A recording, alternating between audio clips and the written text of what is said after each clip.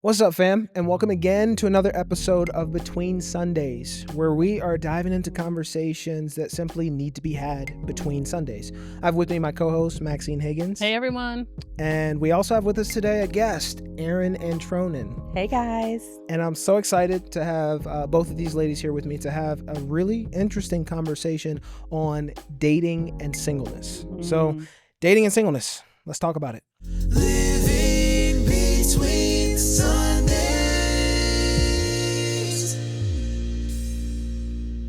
All right, so dating and singleness. Before we even get too far into this episode, I have to be honest with you.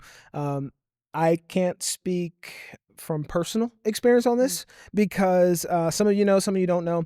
I actually met the woman that I ended up marrying when I was 16. We met at 16, started dating when I was 17, dated for a few years, married when I was 21. So yes, I had some years of singleness, but I was a child, right? So when it came to dating and singleness, I grew up in a household where both my parents talked to us about it. They both grew up, and my dad didn't meet my mom till he was 30. Oh, wow. Wow. And so, of course, he had some years of singleness, some years of other relationships and things like that.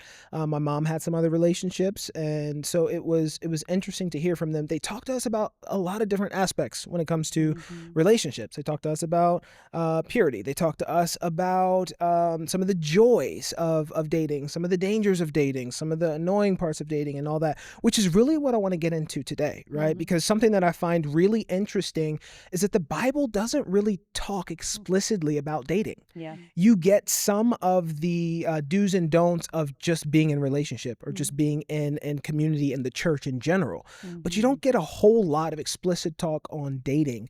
And so that's why I want to kind of talk about it. I want to kind of wrestle through it. So I believe that dating today, again, not speaking from a lot of experience, I believe that dating today is more than possible, right? I think it is possible to do it. I believe it is possible to do it well. But that's just my thoughts. So let's wrestle through it. Yeah. When it comes to kind of where we're going to start is the dating pool. Let's start there. Let's talk about the dating pool. What's out there right now? What was out there when you were dating, Max? And let's talk about how it applies to today. Lord.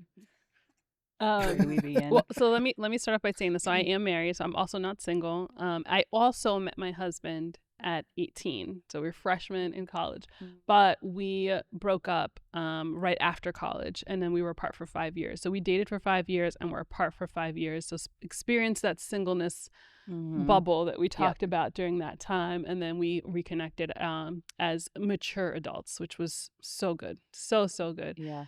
So that's kind of the place that I'm speaking from. And then Erin, can you tell us a little bit about your background and like kind of where you're starting here? Yeah. So I am coming from a place where I have not been married. So I'm 41 and I don't have children. I'm single and just really have been intentional with my dating for the last 7 years. And so it's been, but I won't go too far into my journey right here in this moment. We're going to get into it. But it has been a wild ride, to say the least. And especially learning how to do it God's way has been really interesting. So, yeah. So tell me a little bit, like what Theo was saying. What's I'll tell you about my dating pool after. I want to hear right now what's going on right now. what dating pool? Yeah. No, honestly, I think that, gosh, things changed when COVID hit. Like the online dating world shifted. Like apps, I feel like are a dime a dozen right now in terms of dating apps. People are just like swiping for dopamine hits, and it's like when one person, like for no good reason. Like I have people we're talking and just no good reason they just don't respond for days, at weeks. And then it's like, oh, hey, how you been? Like, where you been? What's been going on? And I'm like, well, living life. And there's no intentionality because there's always like the next best thing or what it perceives to look like the next best thing that people are coming against. But I won't say that that's everybody's experience, right? Because obviously I know lots of people who meet people on dating apps and who end up getting married and it ends up being a really great fit. Just, really hasn't been my experience up until this point, which has been Interesting. Are you telling me that the art of conversation is dead thanks to technology? What? I mean, shocking, right? Like Crazy. more connected than ever, but yet we're less connected than we've ever been. That's wild. Yeah, I mean, if you think about it, this is crazy. I just saw this story that this man is like in love with his like ChatGPT girlfriend that he oh my made. gosh. Yeah. Like serious relationship, he says, and like they have this clip of him and he's asking the AI robot, which is probably some man somewhere, but the voice, but whatever, like, and he's like, oh, like, what do you love about me? And the robot starts like saying all these good qualities, and this man is beaming. He is just like looking at this phone with joy, like, oh, this is amazing. Look at this thing. It's serious. It's crazy. wild. Yeah, I was just on Facebook yesterday, and I'm just doom scrolling, to be honest. And this ad pops up. Literally, it's an AI generated, and the AI says something along the lines of, "Would you like me to be your girlfriend?" It goes on to say, "You can make me look like a friend, a coworker, a colleague, and What do you I'll mean talk you can with make you." me look like? Right. Well, There's 'cause like they an make avatar? Yeah, they make like images. Yeah, Legitimately, it's a you get to thing. make your avatar, make your AI I'm so girlfriend or glad boyfriend. my phone's here. I'll probably get targeted with Bro- this. Yeah, it's listening. And so I'm sitting there, I'm just like, oh my gosh, right? Let's go back to That's what you're saying. wild. Like the art of technology or the development of technology has ruined the art of face-to-face Well, conversation. and that's like such a false sense of companionship, and it's such a false sense of connection. Like I think so often we are looking for these gosh, it's idol's not the right word, but it's just false. Like it's not the same as like a connection with a person, right? Like you're missing that connectivity. Well, it's interesting that you say this because like what it is really, they're creating these echo chambers about what they want to hear, right? And so if you have somebody who's only telling you like the very best things about yourself, there's no growth in that, right? And of course, if you're dealing with a person, particularly if you're dealing with marriage, that is, you guys are going to rub, it's hard, right? You're two becoming one. That's a difficult kind of thing. And it's part of that is being able to hear like, hey, I am not actually the best in this area, and like I need to grow, and I need to and you don't get that with that space with like this AI, which is I think is like the third rule. Because when I was in my single space, if anybody was dating online, it was kind of like really taboo. Yeah, it was super It was taboo. like really crazy to do that. Like it's a serial killer, like, you know what I mean? Like it's real sketchy. We don't do this kind of thing. And so now, like, I'll be honest, because I haven't had to do it, it still kind of terrifies me that somebody would like meet up with somebody that they met on an app. Like that is like really, really scary for me. But I get it. Like that is the world that we're in. And so people adjust. COVID probably, like you said, it probably just magnified it, just threw gasoline on it. Yeah. And I do know people, like one of my friends, and we adore him. Like they actually met on one of these apps. They're married. They have a strong marriage, all this stuff. So I know that it's possible. It's just very scary to me, like that risk factor and there. It also, kind of piggybacking on what you said, it allows people to I don't know how to say this, I'm gonna just say it allows men to not have to be men. Right, like if I can just swipe yes or swipe no, I don't have to build up the gall. I don't have to build up the backbone to have a conversation with a woman. I don't have to approach her. I don't have to, I'm thinking of old fashioned here, putting on my Sunday best and come a courting, right? Like there's none of that there. You just swipe. And you just inbox. Well, it's a convenience factor. Like it's total convenience. And you're right. Like there's the guys don't even really make eye contact in public much anymore. Like every once in a while, like I'll come across a man who's like, he's like boycotting that side of the world, and I'm like, yay, praise Jesus, you still exist. Not my type, but like not your type. Erin, that's the problem, Erin. You can't be telling people to do that and then well, he never hit on me, so like in my mind these are the things I say. Maybe I just need to stay open in my mind. Gotta go look for the off-grid guys. Yeah. I try not to have a type. I think sometimes it puts us in boxes, so it's, can be dangerous. So I was gonna ask you about your type, just in case tall, dark, and handsome. Okay. Hear that? Tall, dark, and handsome. If you're watching, no characteristics, no nothing. Just I didn't know how serious we were being here. Joking. So how has your type changed over the years, right? So being single in your teen years versus your 20s versus your 30s? Has your type changed, or has it always been this?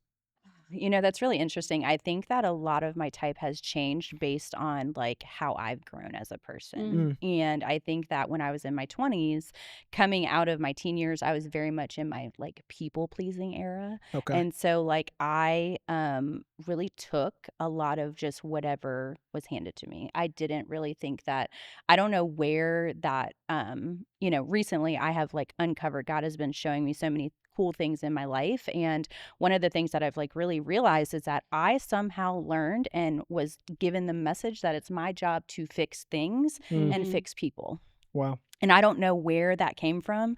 And so it kept me in abusive relationships. It kept me, you know, being inappropriately sexual with people that I shouldn't have been, because I was like, oh, I can make them change. You know, I can change the situation. But like, as my confidence grew after I gave my life to Christ, and as my confidence grew in like who God says that I am, then the characteristics of the men that I was looking at like became very different, rather than me feeling like I needed to be in charge of these situations and fix them.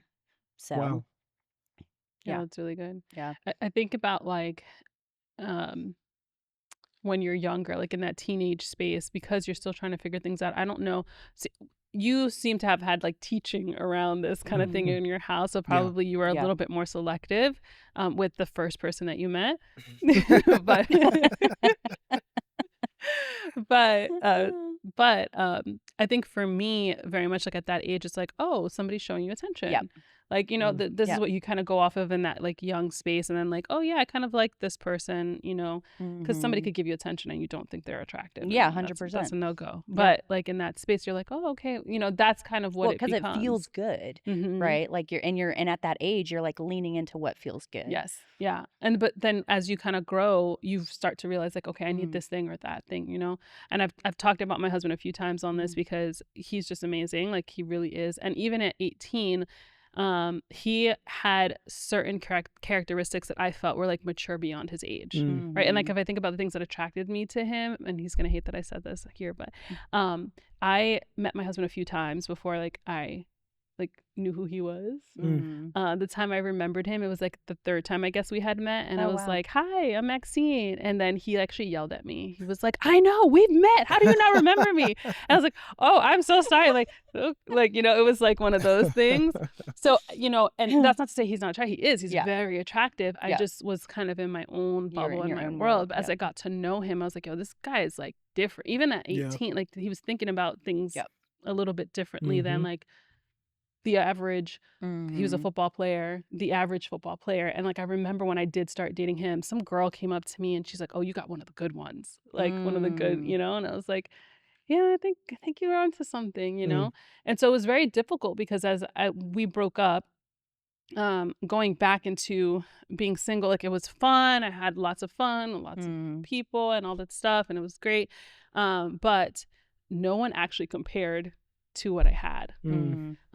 And full disclosure, like we broke up. In my head, I was breaking up with him for like a temporary period of time. I didn't think it was going to be like a forever kind of thing or as long. So in my head, like that's always going to come back somehow. So like every guy would come and I'd be super honest. I'd be like, hey, like I am still in love with this dude. If that ever comes back around, like I'm out. And they'd like laugh because, you know, guys and their ego, like, oh, I'm going to make you forget that person. I'm like, okay. Just don't say I didn't tell you. Bet you won't. You were Ross. You were Ross on Friends. We were on a break, right? Yeah, like, we're on a break, but we're yeah. So it's like one of those things of Epic like scene. you know, the character was there somehow, like somehow I got it somewhere in there, even though like it wasn't necessarily taught or explicitly talked about in the way that you were. There's something in there that I was looking for, security, safety, some kind of maturity, even early on there. And like he's grown so much. He's like even so much better than where I met him at 18. But those seeds were there, like from the beginning. There was something that I could like hold on to. And I think sometimes we get a little desperate. And we start to like compromise is the wrong word. I also hate the word compromise. I know it's a whatever, but we start to like give up things that are core convictions and values for a person. And I'm not talking about the tall, dark, and handsome. Like, you can give up the tall, you can give up right those 100%. things, but like there's clear convictions and character things that I don't think we should give up, even in that space of desperation. And when we do that, it's always when we get into the worst trouble, right? Like key desperation, some guy comes in and he's all the things on the surface, and then move too fast, and I see this thing that's a red flag, but I'm gonna ignore it because I'm in this space of desperation. So I'm like, never make a move in that space. You know? So I'm not hesitant to tell people, like people that are close to me, people that I know, girls or guys, right? Because being a pastor, being a youth pastor before that, having 2 sisters and all that, I very much, it's easy for me to take on the big brother role for people. And so I'm not hesitant to look at a young lady or to look at a young man even and say, they're not good enough for you, right? Like you got to have these standards. You got to, and part of that is because, like you said, I had some of the teaching around it. So I grew up writing people off pretty quickly, which is why it was a little bit easier for me when I met my wife to like, okay, I already know all the things I don't want. I already know all the things I'm looking for. And so like, okay, so she matches like some of these. Let's see what happens over the next few months, next couple of years, whatever. And so, after 4 years of dating, I was like, well, okay, honestly, after about a year of dating, I was sure. But it took us a few years to actually get to marriage. But all that being said, I have no problem looking at people and saying you've got to have high standards, right? But on the flip side of that, what I want to talk through is, where do you draw those lines, right? Because you said something earlier. You said that he had some of the seeds of the characteristics that you knew were good, right? Whereas there are some women that are like, unless those seeds have already blossomed, like, you know, you're not on my level. You're not ready for me. Where do you draw that line between like, there's something worth investing in there, but I'm also not dropping my standards? How have you navigated that? So, don't let me get in trouble here, y'all.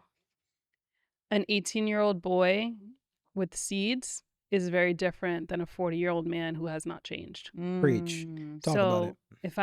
If I'm dating I'm younger, I'm dating whatever, and he's 18, 20, a man should still be developing there. What I'm looking for at that age is a man, a younger man of integrity. That's the thing that's going to last over everything. If he doesn't have integrity in his dealings with his family, his friends, his job, his school, if you're in college, if you meet him in college, and the way he's going about work and stuff, if you're meeting a man and he's already in a relationship, that's going to be an issue. And so like, as much as you want to change him and and like there's this weird flex of like taking someone else's man or whatever, that is showing you where the integrity is. And that's not something that I would take a risk on for later on. I mean, you can do it, hey, like whatever. Some people are just good times and that's all you're looking for, that's fine. But for me, there's a difference in that. If I am meeting a man who is older and should have enough life experience and is still doing the things that a teenage boy would be doing, that I'm not sitting around waiting for you to figure your stuff out. Like that's crazy talk, right? And we can't be mad at the man for not, growing up or doing all this stuff, but we're sitting there enabling him. That's crazy. And I'm not saying Jesus can't save people, but if she's for the streets, or if he's for the streets, if they don't want to be saved, you can't save them, right? Like there's only so much there. And so that's why I said I kind of grew up writing people off pretty quickly. And I feel like we don't have enough of that. But I've also ran into people who are on that opposite end, where they're so picky, where they are like, no, there needs to be all these things plus tall, dark, and handsome. I think I went through a season where I was like that, where I was like, had a lot of expectations of where I felt that people should be in their life. And I didn't, but I also was not in a healthy season of life. And so I was just looking for attention rather than seeking for like something that was going to last forever, right? And so I think that matters, like where you are on your own personal healing journey with the things that you've navigated. Because I think sometimes, especially when you're in a long single season, you're so busy looking outward that we don't take the time to look inward of like, what is God trying to do in this season? You know, I mean, I think 20 years, like, okay, God, like, I think we've done all that we can do. She's like, I'm done building here. I'm done working. You know, there's always more, but it's like, it's so like, but that piece, I want to go back to what you said, like the man versus the boy mentality. Like there's so many times that, you know, guys are in relationships or they're married or they're not divorced yet or they're not like, and they're not even that upfront about it. It's like, you know, we become friends on Facebook and it's like there. And I'm just like, guys, what are we doing here? Like, Yeah. why are you even on a dating app? Right. What are we doing? Yeah. What are we doing? It's an immediate no for me. Like, Yeah. you are in a relationship. You're not divorced yet. You are still married. Yeah. Like, what are you doing? Yeah. Yeah. It's funny because you both mentioned something in a slightly different way, but you talked about like wanting to fix people and seeing that. And then you kind of just mentioned this, like, when do you know the line? And as you guys were talking, I just got that this idea from Genesis, that how the women were created to be the helper. Like, that's in us to want to help. But what a distortion then it becomes on the identity of the helper. Yeah. In that, like, God is calling us to help, yes, men, and help our person or whatever, to achieve like the divine calling, all of this stuff. But then it becomes enablement. And like, that's the flip side of it, right? I'm going to continue to let this man have access to me in a way that's not God honoring, right? But under the guise of I'm helping him or I'm saving him, or I mean, in the Christian space, like, he's gonna come to know God through me, right? And like, I'm not one of those people that is like, oh no, you can't, like, whatever. No, like, my husband and I, although he was like culturally Christian, right? Because everybody around here goes to church, coming up and stuff. When we got back together, he did not have a relationship with Jesus. But in his speech, in his talking, those character, those integrity pieces were there. And it kind of left that space open. And I let him see my life, right? And how things were not going to be moving on my end. But you got to come over to my side if you're here. I'm not going to go over to your side. So if you can do that, you can navigate that line. Great. But go ahead. I was going to say that's a tricky line. Yes. It's tough to thread that needle. I used to call that missionary dating. Yeah, right? missionary dating. Because people will take that to the extreme, which is like what I said earlier. Like, but that's the thing. We can't do that. And like, to me, it's like, can you pray on it? What does your community think? Where's the wisdom? Where is this person starting? Because like, if I had met him and he was like, I hate God, or I'm a different religion completely, I'm not open. Like, those things would have been. It would have been a non-starter for me, because I know, like, hey, I know what marriage for me means now that I'm in this walk, and what kind of marriage I want. So that's not going to work. And that's not where he was, right? He was just like culturally Christian. I go to on the high holidays, that kind of thing. And so it's like, okay, well, let's talk a little bit more about this as we kind of progress. And he came to church with me and stuff. But there were certain boundaries, certain lines that like he had to know were not going to happen, So like, he thought, like, once we got engaged, he thought I was going to move down here. And I was like, oh, no, we're going to be long distance until there's a ring here. Like, till we married. Married. It was like, it was the not biggest shock to him in the world. Like, what? Like, what do you mean? That's why that wedding moved up, ladies. Let me tell you how that date went from like 2 years from now to a few months. Like, when they got a deadline, they make it happen. But like, listen, I'm telling you, you got to know when to apply the right kind of pressure. So all that to say is, I think we have to have these lines for certain things, but I think it comes down to integrity, and thinking about what kind of marriage do you want. And I think so much of the time we're dating just to fulfill like that loneliness piece, which is an aspect to being in relationship, sure, but it's not the whole thing. No. So I'm looking at it from a bigger perspective. If you want a different result, basically, 100%. Somebody just said there, the loneliness is a piece of it, but it's not the whole thing. I say this, and people feel different kinds of ways about it, but marriage in and of itself is not the point, right? So, like, yes, I understand some of you are like, but you're saying that and you got married at 21, but whatever. But like, I can find you place after place in Scripture. Specifically, Paul speaks about it, and he talks about like singleness can be a gift. He was like, you get to devote yourself to the Lord, all that. I say that from my side. And hear my heart when I say this, because I know the burden of marriage. Love you, sweetheart. But like, marriage is tough. It's putting two people in a pressure cooker, all your insecurities, all your downfalls, all the things you learned and are trying to unlearn growing up, all those things, right, are put together, right? And so there's this idea that the Bible clearly puts it that our first priority should be in Christ, right? But then how do you balance that? Yeah. right? Because God did create us. Look at Genesis when he says it's not good for man to be alone, right? Yeah. Like he created us to want this companionship. And yes, we can find companionship in church and in friends and all these things, and they're all true. But for some of us, we want the companionship of a husband or a wife, or so how have you navigated what some people would call loneliness, what some people would call that want for the companionship, all that? Not well. I If love I'm the being honesty. like not Love well, it. honestly, like sometimes well, we're at probably like 80-20 Okay. on the bad, if I'm honest, I love it. but it's one of those things. I was actually listening to that song. Oh gosh, what is the lyric? Um, if I feel your heart and never see your hand, I What a still God. have it all. What a God. What a God by What a God. SCU Worship. Yeah. And like that, oh, I'm getting emotional. Mm.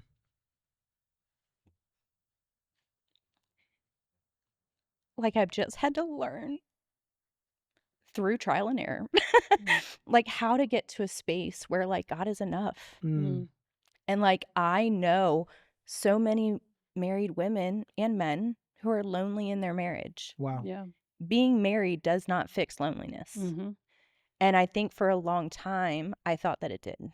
Mm. And that is a story that the world will tell you, that there's something wrong with you if you're not married, that Yeah. you're broken if you're not married, that so many other things. And I mean, early on, when I got out of my abusive relationship, like I turned to alcohol and men, like that's how I dealt with my loneliness. That, ended in, getting an abortion, which then led to me, then completely going all in with God. And it has been so much that, like, just recently, God has shown me just some areas of my life where I have been, just like pride has been showing up in my life. And I think even in my walk of like being abstinent and like, oh God, look at me. I haven't had sex for 7 years. I'm Yeah. so good. Mm. Like, where's my husband? I never consciously thought those thoughts, but I think that was the air that I had. Like, Yeah. Yeah. I'm being so good. I'm learning to find contentment in you. Like, why hasn't my life Yeah. changed? Yeah. Yeah. And it's like not about that. It's Yeah. literally just about like literally that God is enough. If I feel your heart and I never see your hand, do I still have it all? Mm.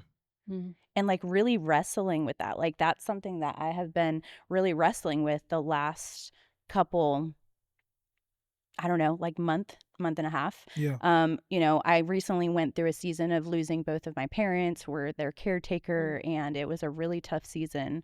And that's, adds loneliness times 1,000. Yeah. Like, because then it's like, I felt like an orphan, like, because Yeah. I didn't belong to a man. I didn't belong, like, at that point, I felt like I was untethered, like I was just floating in the ethos.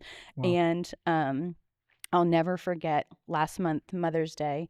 Um, Mother's Day and my mom's birthday, like, both are right around each other. They're like around the same time every year. And I went and had dinner with a friend, and on the way home, I was, just crying out to God. Like, God, I'm so tired of going through these things by myself. I'm so tired of just being alone in these anniversaries and in this, like, pain. And, me and God cried, and I felt better. I went to sleep. The next morning, one of my friends texted me, and she said, hey, God, wanted me to pray for the lens of which you're viewing your loneliness. Sheesh. And I was like, and then I just started busting out crying again, because like the intentionality of God, Mm. the intentionality to like have someone to let me know that he sees me Yeah. in the depths of my pain. And so it's a lot of that. It's a lot of just, asking for people to pray for me. It's a lot of just having humble, open, transparent conversations of things that I'm struggling with. Yeah. Whether it's thoughts, whether it's emotions, whether it's feelings, and just being 1% better every day. And I know that sounds very like, what does that mean? But it's just like, just surrendering another layer deeper Yeah. when I can. That's so good. Yeah. Something you said You said that you started to believe a lie that the world tells. Something's in you broken, something's missing if you're not. But if I can be honest, that's not just a lie that the world tells. The church tells that lie Yeah. too. Sadly, Yep. we might not say it out of our mouth, but in the things that we celebrate, Yep. right, and the things that we nurture and care for. I'm not calling any specific church. I'm not calling any specific sermons. But if you just look at what the church caters to and what the church celebrates, it seems like it's really only a place for the married couple with kids. And like if you go past a certain age and you haven't hit that marriage or you haven't hit that, Yep. and like, don't hear me wrong, marriage is a gift and it's beautiful, and families, all that, it's beautiful, right? But again, scripture lets you know it's not the point, right? The point of it all is what you just said, like, is God enough, right? Like, how important is Christ in my relationship? Because like you said, marriage is not going to fix those insecurities. Marriage is not going to fix those things. But sadly, I look at churches and a lot of the groups that are offered, a lot of the programs, a lot of the way we preach, a lot of the way we teach is really centered on these people, right? Yep. And I get it that that the married couples, the families, all that is a majority of your church, right? So I get that. But what do we have, and what can we celebrate, and how can we start teaching? In fact, here at New Life, we did a sermon series called Myths and Misunderstandings. I think it was last year or 2 years ago, something like that. And one of the things we talked about was marriage. And we went through the first couple of points was like, marriage is a gift, marriage is good, blah, blah, blah. And then the last point was marriage is not the point, right? And we talked about how the point is exactly what you were just talking about. The point is figuring out me and God. The point is figuring out how I can best serve, best love, best exemplify who God is in my life and in the lives around me. And I feel like that lie that the church is telling, even if not out loud, needs to be exposed. Yeah. Right? Because it's not enough exposure to No, that. 100%. Like I remember when I first started going here, and I was looking for a group too. And my two choices, I was 32 when I was looking to get involved, and my two choices were young adults or women's group, which was moms and wives. And those were my two choices. And I was like, I don't fit in either of these groups. Yeah. You know? And I chose the young adults because I was like, at least there's some single people there. Like I might be 10 years older than them. But then, ended up leading the group. So God had other plans there. But well, it's funny. So going alongside this too, it's like I think we do forget that singleness, that space is also a gift. Like when Paul talks about it, it's like marriage is a gift, singleness is a gift. Like they're both things to be used. They're both things from God, and how we decide to wait in that singleness makes an impact. Like, so you just mentioned I had two choices. I took this choice even though it didn't fit, but God asked you to serve. He asked you to lead in that space, being able to use you in a way. I think about it now, like I'm in the space where so I have two little kids, married, and all this stuff. So to do what I do here, like for ministry, it's a huge cost. It's a big cost. Yep. And there's tears in the parking lot. There's tears in the car. There's, for me, because there's this guilt of like, hey, I still feel called to help build a church, to feel that is part of my calling. But I also feel very called to be a mother and to be a wife. And there are hard choices that have to be made. And like, we don't necessarily talk about those as much either. And so we get this yay celebration again. And I love my husband. I love being married. I wouldn't trade that at all. But to say that there's no cost is a mistake, right? And I think about when I was single, in that gap of time, I got saved halfway through that. And so those few years that I got with just like me and God were so incredible. The amount of stuff that I was free to just go and pursue and do. And like, even I think about like praying, like, to be able to sit in a room somewhere and pray with the door closed and not get interrupted, like that, these little things that we take for granted in that season. So I think it's just something to remember, that both are a gift. It's so interesting. Like what is coming up for me as you say that is I definitely take it for granted, but I feel like every year has felt like the same. And so I don't think it's going to change. There's this part of me that wonders and questions, like, if God is ever going to bring me my person, like if that's ever going to Like, happen. are you in a waiting room, or is this your calling? Yeah. Like, and so it's just like, what do I do with that? Like that's such a heavy conversation. Like, what do I do with that? What have you done with that? Well, I've just continued to ask questions, I think is Mm. probably the biggest thing, is like asking God questions, just continuing to pour into my relationship with God and like be willing to have hard conversations with Yeah. people, you know? Mm. Well, you said something profound just a little bit ago. I don't know if you even meant to say it, but you did. But you were like, you were in the car and you started crying, and then you said, and then me and God just cried in the car. I Like you caught said that it too. together. Like you guys were both doing it. And I think sometimes people get in this space and it's kind of like, well, God is punishing me. God is not answering my prayers. God is not with me. And like you just kind of was like, no, God was in the car crying with me. Like he feels Mhm. that pain. So I thought that was really profound. And I think Yeah. we miss that sometimes, you Yeah. know? Yeah. Um, When I think that that's something that I don't like. Pastor Mike always talks about how single people are closer to God. And so, I mean, I think it's biblical. Correct me if I'm wrong, Pastor.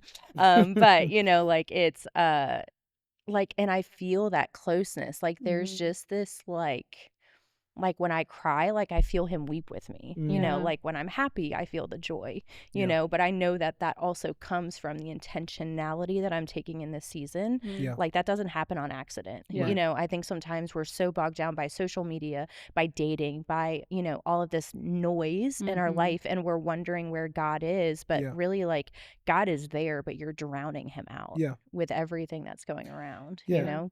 And I mean, that's essentially what Paul's outlining. It's 1 Corinthians 7, by the way. I had to look it up because I can't stand just keep talking about a scripture and not be Yeah, able to yeah, give yeah. people the yeah. reference.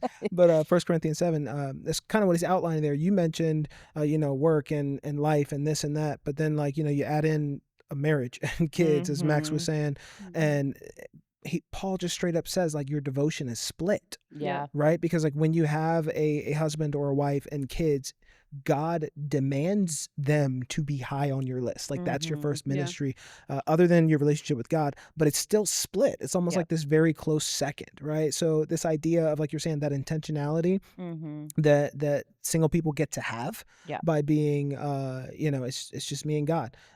There's a burden to that, right? But there's also a blessing to it Yeah. in some ways. I think about, I was just actually out to lunch with Phil, and we were talking about the joys and the burdens of kids and life and all that.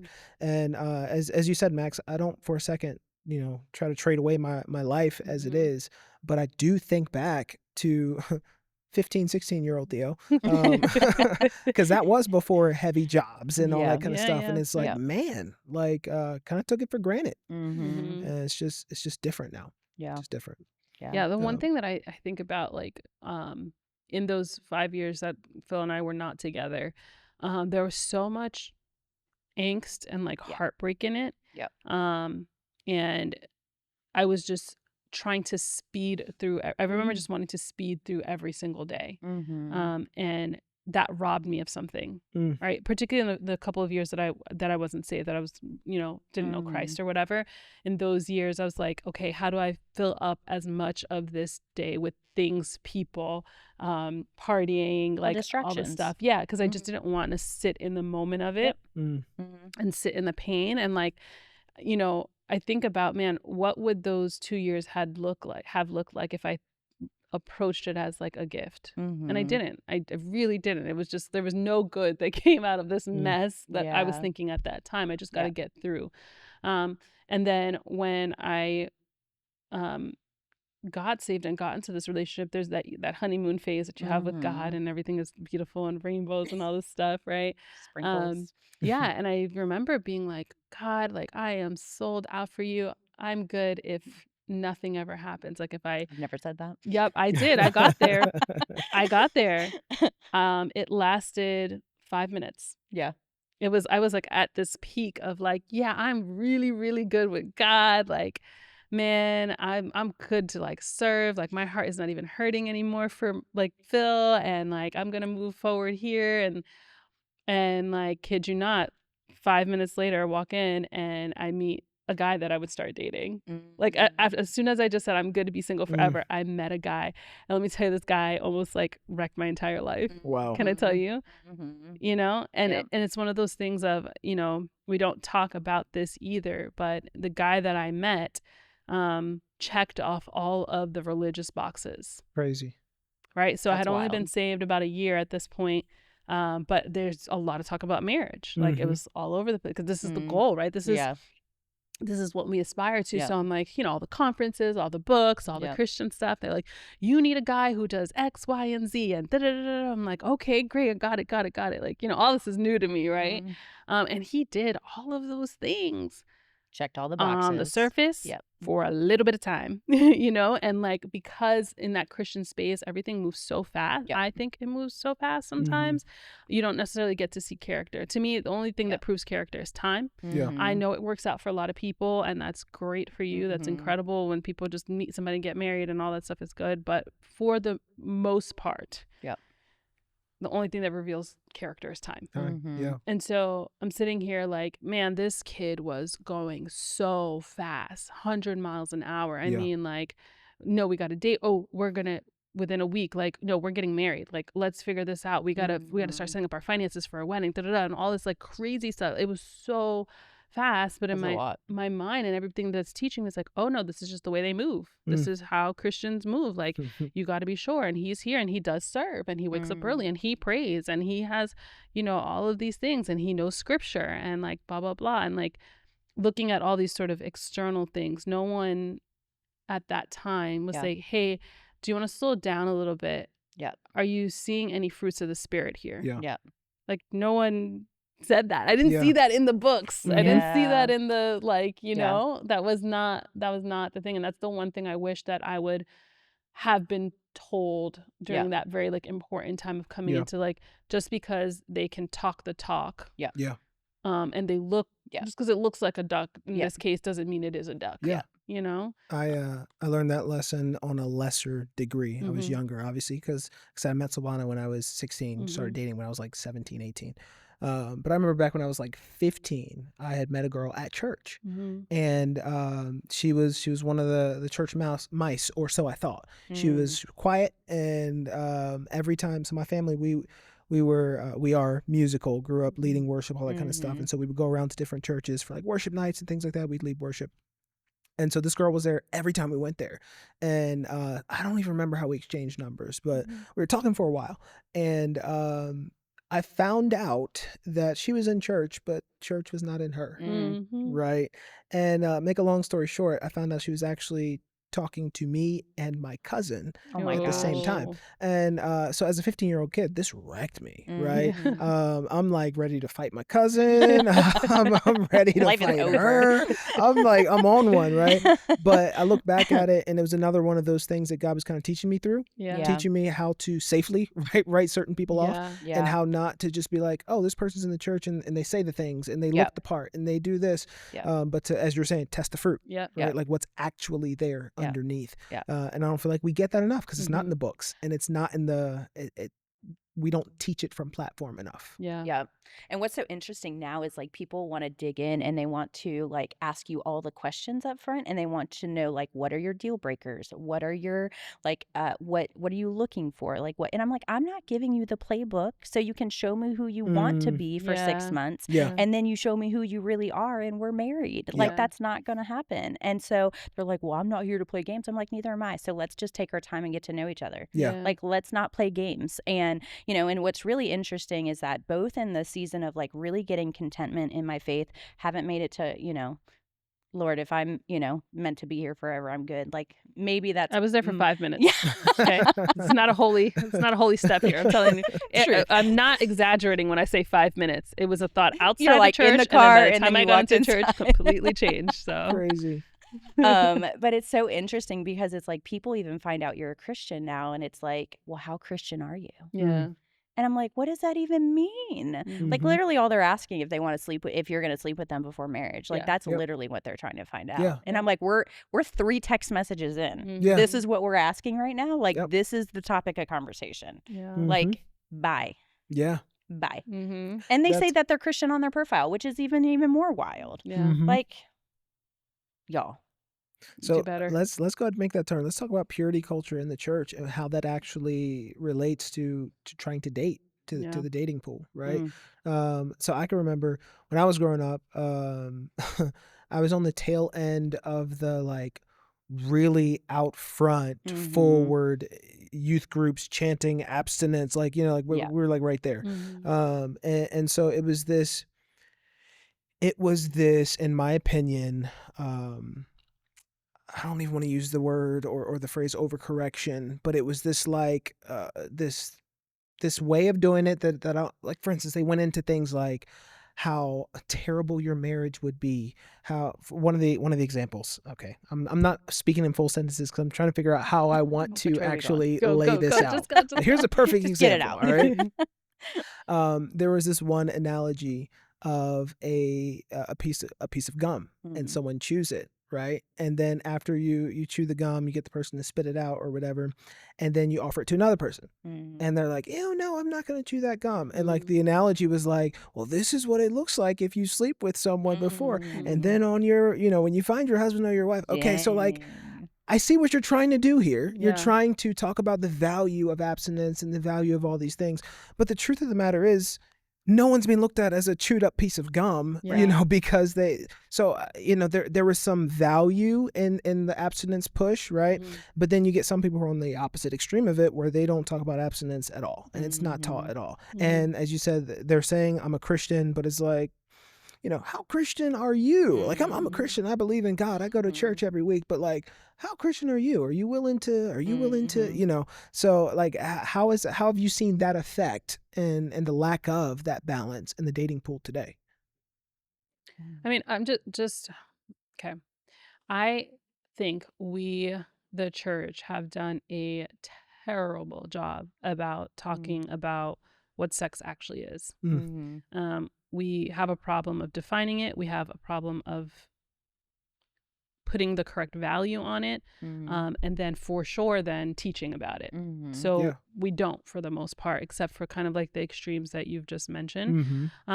And then I'm thinking like how uncomfortable it is for parents even to have conversations with their children surrounding this, or even having the right language or vocabulary. And so then what we get is kids learning from each other, right? Or whatever access they have to from things, right? Yeah. And so that becomes a like very difficult thing to kind of deal with inside of the church, right? I don't know how we fix this necessarily, right? I don't know how we fix the, like, this is how we talk about it. But for me, I think because I got saved so later, I think sex for me, for the most part, was like, this is my body. I get to decide what I do and when and how and all of this thing. And it was very kind of rooted in like, I'm a woman, hear me roar. Like, I get to decide. It's me kind of thing. The switch then for me, and this is something that has developed, right? Like it's scriptural, but like the understanding, the clarity of it, of my body actually belonging to Christ.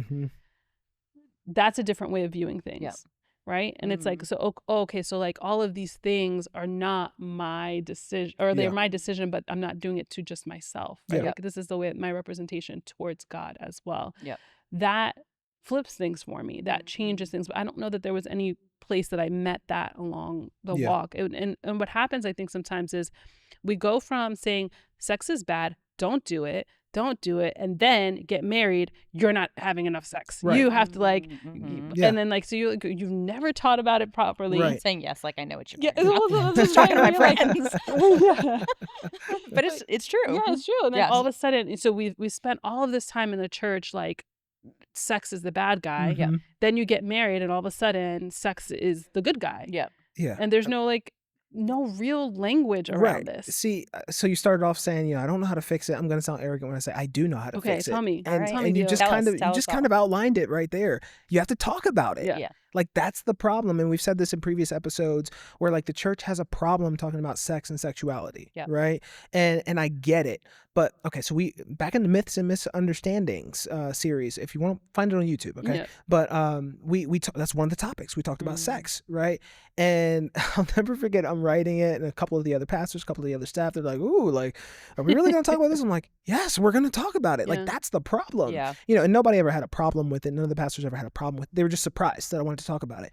And my whole thing with this is, that's the biggest problem. Exactly what you just said. We say, oh, sex is bad. Don't you do this. Don't you, you better not be holding hands in the back of the sanctuary. Like, you do all of this, and then they get married, or they don't get married because you've sold me this false bill of rights. Yeah. Right? You tell me something is so terrible that I experience out here, and it's pretty awesome in some, but you've now experienced a perverted version of it, or a version that's out of line with what God created. So you don't even get the fullness of it. You don't even get and so like that's kind of what the sermon outlined. The fix to this problem, to me, the fix to this problem is you got to talk about it, and you got to use the Bible to talk about it. You find in Genesis, God created man, God created woman. He said, be fruitful and multiply. He put them in the garden, right? And he's like, have at it, right? It's kind of what it is. And yes, procreation, some people are like, oh, well, that's just for procreation. Okay, I can take you to Song of Solomon. It's a whole book about two lovers, right? And it doesn't get into graphic detail. But I tell people, like, it's a whole book that's right there talking about two people who are each other's betrothed, and they are excited for their wedding night. And I mean, the way he it's describes not graphic her, for us I was because about to say, we don't use that language, but back then it was spicy. he's like, your neck is like an ivory tower. Okay. But there's also some stuff in there that is kind of spicy. He's like, you're like a palm tree that I will climb and take hold of its fruits. Like, I mean, that's it's intense. spicy. We know what's happening here, right? And if you ask me, this is God's stamp saying, done the right way, sex is fine, right? Like, in fact, it It's is a good. gift, And right? it's It's a good. good thing that God gave us. And I feel like the fix to this problem in the church, and outside of the church for that matter, is that we just don't talk about it in the right ways. And then, I forget which one, I think you said it, or maybe you said it, I don't know. Kids learn about it from each other. Because parents aren't willing to talk about it. That's one of the things I said in the sermon. If you are a parent, it's your responsibility to have this conversation. What I'm about to preach to you right now, it's your responsibility to talk to your kids about it. Because if you don't, the schools will, their friends will. I don't want to upset anybody here, but some creepy old man will, right? It's your job to have this conversation and teach about how God created it to be. Because everything in this world is either everything in this world is created by God, but everything in this world is either done the way God has created it to be, and it's beautiful, or it's been taken and perverted by Satan. And then the church acts like God didn't create it in the first place. Right? That's my, okay, I'm stepping off my soapbox now, but that's my opinion when it comes to fixing the sex talk in churches and in families. Yeah. When it gets really messy too, then like when you start talking about like trauma that comes from sex, right? Like having sex too soon, seeing porn, like there's all kinds of issues from like just masturbation. I mean, just so many different things that we struggle with because we're trying to, again, fill that hole with something else. But like, again, no one teaches us, like, what do we do with those feelings when we have them? Like, because it's not even just the act of sex. There's a whole lead up to the actual act of sex that it's like, if we were taught how to like handle that with God, like it would result in so much of my life could have been different, you know, like if I was taught that, you know, but it's like, I am grateful for my testimony. Like, it's kind of one of those things, I wouldn't choose it, but I wouldn't change it, you know, type situation. So, yeah, I mean, it's a lot. Okay. Shifting gears a little bit. I want to hear about shifting gears a lot a bit. I want to hear about one of the funniest dates you've had. So gosh. me getting in a serious relationship at the age of 17, and getting married at 21, I didn't have a whole lot of first dates, right? I had people that I talked to, had, little crushes here and there.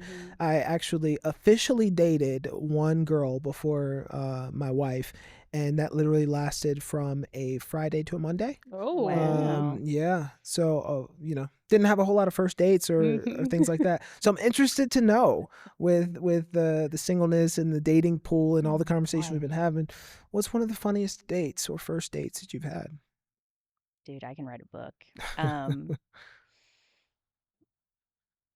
Two stand out in my mind. So one, this guy, met him on a Friday.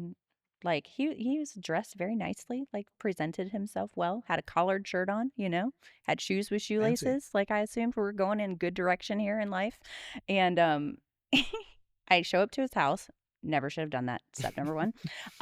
And he's arguing on the phone. Okay. And turns out later on, I found out that it's, baby mama, like, and I don't think that they're not together anymore. I think they're still together. I found out that later. Okay. But we end up getting in the car on the way. We're in Maryland and we're going to Alexandria. We're going to go eat dinner and a movie. And he goes, hey, I need to stop by here real quick and see my friend. Okay. He pulls into the liquor store and he gets a 40 ounces of malt liquor. Oh, God. He was black guy, wasn't he? Yes. Okay. I'm just hearing all the things. I'm sorry to say, but See all baby the mama, signs. he's drinking a 40. All the signs. He's probably black guy. And he proceeds to put it in a brown paper bag and drink it while he is driving. Oh, no. And I'm like, so I'm panicking. I don't know this guy from Adam. I'm driving with him. And so I'm like texting my girlfriend 911. I'm like, where are you? How can you come get me? Like all of this stuff. And then like, because we weren't really going to be late, but he thought we were going to be late. So so he cuts out dinner and he takes me through the McDonald's drive-through for dinner. He told me I could supersize it. And I was like, am I being punked right now? Mad generous. I don't know who you are, but do better. Just do better. So many things I want to say that would get me in trouble right now. It's so bad. Just do better. Yeah. I ended up telling him we didn't even make it to there. My girlfriend like picked me up off the side of the road because her mom had an accident and she needed me to like go with her and whatever. Whole story. Yeah, whole story. Because I like couldn't even tell him no, because I was afraid for my life. I was like, if you're gonna do all this, what will you do? So. That's wild. And I think so. I've been abandoned one time on a date. And so we were at the National Harbor and we had just met. We'd been talking for a couple months off and on. That's the thing with dating apps. You get off and then you get back on. It's the same people on. It's like, why am I still here? So I'm not on dating apps anymore. But so literally we met for coffee. Within about 15 minutes, he was like, I got to go use the bathroom. Never came back. And I was like, maybe, like, are you okay? And I was like, what happened? And then I was all in my feelings because I was like, I just got abandoned. Like it's like he looked at me and he was like, no. Dang. Yeah. And so I was like, okay. And so I was like, on the way home, God was reminded me on the way there that I prayed that if he's for me, like, let this go well. And if he's not for me, shut the door as fast as possible. And literally, that's exactly what he did. And so I was like, all right, God, I guess you answered my prayer. So that's always my prayer. But it ends up, my doors just keep getting shut. So I'm like, all right, Lord, like something's got to shift. But man. Yeah. Wow. Yeah. Wild. There's lots more, but. Okay. Listen, y'all. It's going to sound terrible. I am one of those people that like, I had a lot of friends. So like, yeah. I don't have a lot of like crazy date stories because if we were hanging out, it's like I knew you already. It's very rare that I was like, here's some rando kind of person and let's go meet somewhere.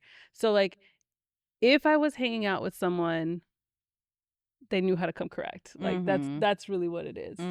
Poor people didn't understand that they had never had a shot because Phil, but still like they were there. So I don't have any like crazy anything. I know like the first time my husband and I hung out though, which like this is how I know he was a keeper. Let me tell you. The first time that we hung out, he came over. I was still in college, so it was like dorms. But we had like a really nice apartment for dorms. Shout out to Northeastern University. And all my roommates were still like, everybody was over. Everybody was there. We were all in the living room and we were watching VH1. I'm about to date myself. VH1 music videos. I'm not gonna, okay. Just keep going. Just keep going. So fun. So much fun. And like, they just don't know what they're missing these yeah. days. And I was just like, don't know what they're missing. Kicking it. I had sweatpants on. I didn't get like all dressed up fancy. I was just with my roommates and we're like, we used to like to make up dances and stuff. So we were like dancing and whatever. And like Phil walks into this and I'm like, okay, I could try to pretend to be someone else, but nah. And I was like, this is just who I am. Like, this is what I do. Like, if you were to come into my house on a random day, this is still what I'm doing. I'm dancing. I'm like making up songs, making up dances, all this stuff. And so I remember that we wanted to order pizza. So like ordering pizza and like he wanted to share like a pizza box. Well, in college, I was like really, really tiny, like super skinny, but I ate like a truck. And I was like, no, this is for me. He's like, you're not going to eat. I was like, no. Yes, I am. Like, you need your own pizza. This is my pizza. That's And that's so what we did. funny. And he like could not believe I sat there. I ate the entire box of pizza by myself. And we danced to music videos, and he just chilled with me and my roommate. It was like such a chill, like non-pretentious. And that's like the really cool thing that I knew he was different. I didn't feel any need. It's so weird to like impress him. It was just like very from right to go. Like this is, I just feel like super comfortable being who I am, and like that was a new feeling for me with like guys and like stuff. It was just very chill. Maybe because I didn't know that I would date him. I'm gonna be honest with you. Like on the surface, I looked at him. I saw like this is this buff football player. I couldn't understand a word he was saying when I met him. He had the thick. It's not bad now. Phil at 18 years old. No, nothing. It's like, hi, blah, blah, and I'm like, no, legit. It's like I'm sitting here like, what is going on? So yeah, I mean, like that first time that I actually sat down to talk to him, he didn't look at me. He would not. He was watching like some kind of. It was in the cafeteria. He's like watching some kind of video, whatever on the screen, and I'm sitting there trying to chat with him and whatever, get to know him, and he's just like, yeah, and I'm like, so yeah, and I'm like, I think I sat there for 5 minutes and I was like, okay, have a good day. And like, I left, and I was like, well, that was awkward. I'm like, we'll be doing that again, And like, the crazy thing is like, by the time I got back to my dorm from the caf, he had sent me a message in, MySpace, Facebook Messenger. I might've been AIM. I don't know. And it was like, hey, beautiful, had such a great morning with you. Thanks so much for like, it was so eloquent. And I was like, what is this word? This is not matching. It's not the same thing. What is going on? See, but you here? knew it was him because this was before ChatGPT. Yes, There's no it had to be him. It Had to be. And he was so smooth through the like thing. And I was like, this is some crazy like difference. But over time, I got to like understand what he was saying. It was like a little like, it's like a different language kind of thing. And I'm like, what's going on? Like, is it again? But yeah, like it's just been a wild ride with him. It's been cool to see like those ups and downs, but overall, like always just very comfortable in my skin, like with him, and remained the same. I think even after dating so many people, I think that's what I was searching for. Like I had really great people around. Like I no dissing to them. Some great guys around. I've always known really good people, but like I never felt that level of just like I am 100% me in my crazy, in my mess, in like no makeup, in like sweatpants and all this stuff. There was something about him and who he was. Maybe because he was like really in love with me, like immediately, maybe. Yeah. There was like some kind of safety in that. And I was just like, well, he was putting himself out there. Like he was risking more than you. Yeah. There's definitely a safety. And I think I felt that. Like, so girls, go get you somebody who's obsessed. No, I'm just kidding. I'm just kidding. Man. No love bombing. No love bombing. That's crazy. No. All right. So as we wrap this thing up, I want from both of you, I'll start with you, Max. If you had a book that you read or a quote that stuck with you or a moment in life that kind of solidified something you had to say to someone out there who's in the dating world right now, some suggestion, a quote, book, whatever, what would it be? Off the top of my head, and it's only because you brought up Song of Solomon just a little bit ago. There's a book called Mingling of Souls. Okay. I think it's Matt Chandler or something like that. This was one of the Christian books to me that really dealt with the topic of dating, sex, holiness, purity in a way that was so beautiful, and it made sense to me. And it kind of made me like, okay, I need to realign some of these things that I'm looking for. It helped me to understand sex in this context because it uses Songs of Solomon to talk about it. It makes sense of like, what is he saying about what kind of whatever, but it makes sense of all of those things. And it helped. It was one of the things that helped me to look at holiness, purity, dating, all the stuff in a light of something that I wanted, as opposed to something that seems so like foreign and like something that wouldn't be good. And so, yeah, I would suggest that one. That's good. That's good.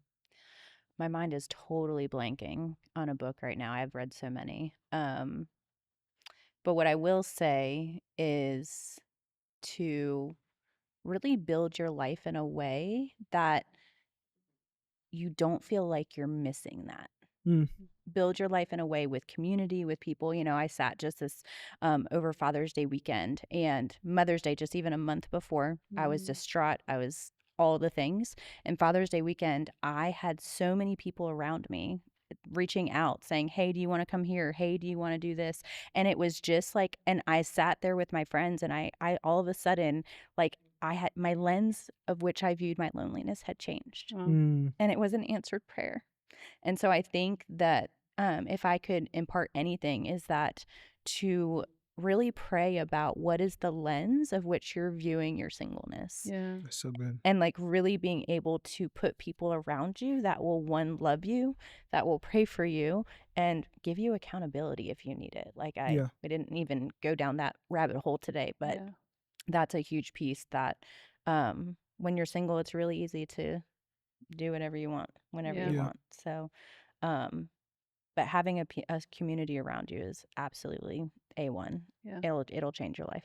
That's good. Mm. Mine, honestly, is going to be, from my personal experience, is going to be to do the things that they just said: read the books, accountability, community, all that kind of stuff. But mine's more going to be for parents. I'm going to step back on that soapbox. You got to talk about it with your kids, right? You have to have those conversations. And let me start by saying my parents were not scholars. They did not know it all. My mom had this rule: when they're old enough to ask about it, they're old enough to know about it. On their level, of course.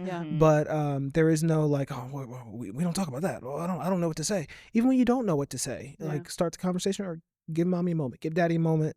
We'll talk about this a little bit later, and actually talk about it later, right? But do the work, do the studying. If you're in that space right now, dating and singleness and figuring it out, and you know what that struggle is, don't let your kids have to struggle the same way you did. Tell them what you've learned. Tell them what you've experienced. And obviously, the Bible is always a good reference. But books that, kind of elaborate, as you're saying, on what the Bible's saying and help you parse it out is always helpful. But hey, I want to thank you both. Thank you so much, Erin, for coming on here. Thanks I want for to thank having you. me. This was Of so much course. fun. Thanks for chatting. Let's do it Thank again. you for the vulnerability and the conversation, all that. And I want to thank y'all for joining us again between Sundays. Look, again, I'm just going to encourage y'all, have the hard conversations, right? We're having conversations between Sundays because these conversations need to be had. But they don't stop here at the podcast. Leave here, talk to some friends about it, talk to some families about it, talk to your pastors about it, challenge your pastors with some of these topics. And look, don't forget to like, subscribe, share if this was helpful, and we'll see you next time.